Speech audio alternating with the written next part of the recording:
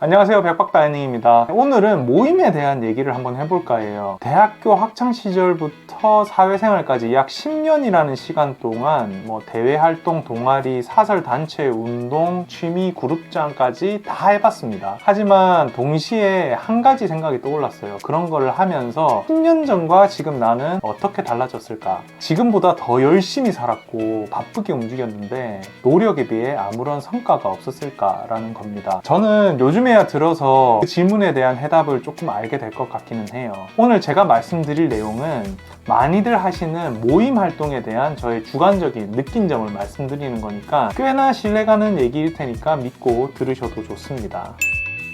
이 모임이라는 게 크게 두 가지 부류로 나뉘는 것 같아요. 첫 번째가 사교 모임, 두 번째가 배움, 취미를 위한 모임으로 나뉘는데 이 두 모임 부류의 가장 큰 공통점은 사람을 만나기 위한 거죠. 사교 모임 같은 경우는 대부분 같은 지역 모임, 나이 연도 모임, 관심사 모임, 직장인 모임이 대부분이고, 그럼 이 사람들이 모여서 하는 게 뭐겠습니까? 술 마시는 거와 외로워서 사람 찾는 게 가장 큰 목적일 거예요. 반면에 취미 모임 같은 거는 어떨까요? 운동, 헬스, 테니스, 골프, 꽃꽂이, 와인 모임 등등이 있을 겁니다. 이분들도 마찬가지로 친목을 도모하기 위해 술자리, 식사자리를 가지는 것은 당연할 거예요. 근데 한 가지 가장 큰 차이점이 있습니다. 무언가를 배울 수 있냐 없냐의 그 차이점이에요. 본인이 평상시에 관심이 있거나 취미를 하고 있는 분야가 있다면 공감하고 토론하는 모임 같은 경우는 술자리를 가지더라도 그런 배움 활동이 뒷받침이 되고 나중에 뒤풀이를 하는 게 대부분이에요.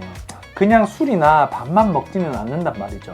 관심사가 다 비슷한 사람들끼리 모였는데 관심사가 술이 아닌 이상 술부터 먹지는 않는 게 당연하겠죠. 술 관심사로 모였다 하더라도 술에 대한 공부를 먼저 하는 게 첫 번째고 그 다음이 술 먹방을 하는 게 두 번째일 거예요. 또 하나의 공통점은 뭔가요? 바로 소비를 많이 한다는 겁니다. 소비를 많이 하더라도 결국 남는 게 있는 모임은 어떤 모임인가요? 바로 취미 모임일 겁니다. 취미 모임도 소비가 들어가고 돈도 쓸 수밖에 없어요. 하지만은 전문가처럼 공부하는 것은 아니겠지만 사람들과 만나서 해당 분야에 대해서 소통하면서 뭐라도 하나 배워간다는 말이죠. 그럼 이런 취미 활동 모임에서 어떤 모임을 가면 좀 더 의미 있게 돈을 쓰고 소비하고 유익한 시간을 보낼 수 있을까요? 전 첫 번째가 와인이고 두 번째가 골프 모임이라고 말씀드리고 싶습니다. 와인을 왜 배워야 할까요? 여러분들은 대통령분들 정상회담이나 각 나라 중요 인사들이 행사를 하면 항상 와인 건배가 있는 거를 뉴스에서 보셨을 거예요. 그럼 이분들이 와인 건배를 한 다음에 바로 무슨 얘기를 하겠습니까? 10중 8구 본인이 마시는 와인에 대한 얘기를 할 거예요.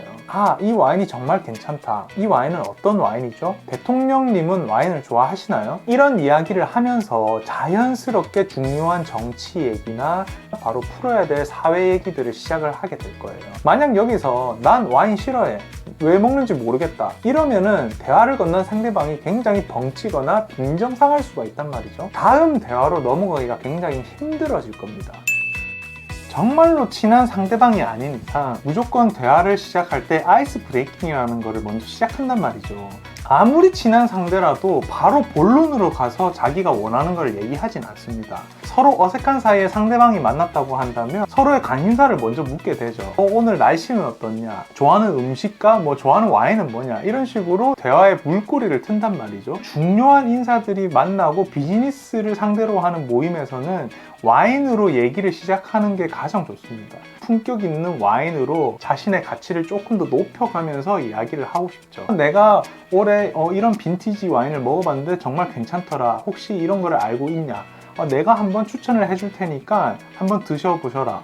약간 이런 식으로 친밀도를 좀 바로 이끌어낼 수가 있는 거죠. 그러면서 자연스럽게 자기가 원하는 대화로 이끌어가기 위한 용도가 바로 이 와인이라는 겁니다. 세계 최고의 기업가 고 이건희 회장님이 상당한 와인 애호가로도 유명하셨습니다. 와인을 좋아하기도 하셨지만 그분이 일부러 와인을 배우기 위해 공부도 엄청나게 많이 하셨을 거예요. 그리고 회사에서 임원으로 등재가 되면 삼성 회사에서는 회사 비용을 임원에게 투자를 합니다. 그 투자를 하는 게 바로 와인이에요. 와인을 선물로 하는 게 아니라 임원분들이 와인에 대한 전문가가 되도록 그 교육 투자를 한단 말이죠. 비싼 와인 강사를 고용을 해서 임원분들에게 테이블 매너를 가르치고 와인을 오픈하는 방법부터 시작해서 와인을 마시는 방법, 그리고 각 나라별로의 대표 임원분들이 와인을 습득하도록 만듭니다.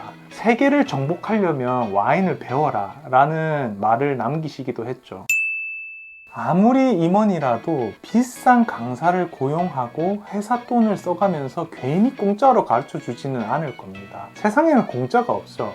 즉 와인을 배운 만큼 본인이 해외 출장이나 거래처 미팅을 할 때 그거를 유연하게 써먹어가면서 최대한의 능력을 끌어들여서 회사에 이득을 가져오게끔 만드는 게 바로 이 와인을 배우는 이유입니다. 단순히 일의 전문적인 지식보다 리더가 되려면 상대방의 대화를 유연하게 이끌어 나가야 되고 관계를 만들어 나가는 데는 와인에 대한 지식은 필수일 겁니다. 와인은 우리가 평상시에도 자주 즐겨 먹는 식품이고 술이기도 하지만 네트워킹을 위한 없어서는 안 될 가장 중요한 수단이라고 생각을 해요. 비단 사업을 위한 수단뿐만 아니라 네트워킹, 식사 매너를 익히기 위한 본인만의 도구가 되고 무기가 될 수가 있단 말이죠. 예를 들어서 중요한 분과 식사 자리가 있고 참석할 수 있는 기회가 생겼어요. 와인을 잘 알고 있는 A라는 식사 자리에서 조금 더 어색하지 않고 와인에 대한 얘기를 하면서 식사 자리를 리드해 나갈 겁니다. 와인을 잘 모르는 B라는 사람은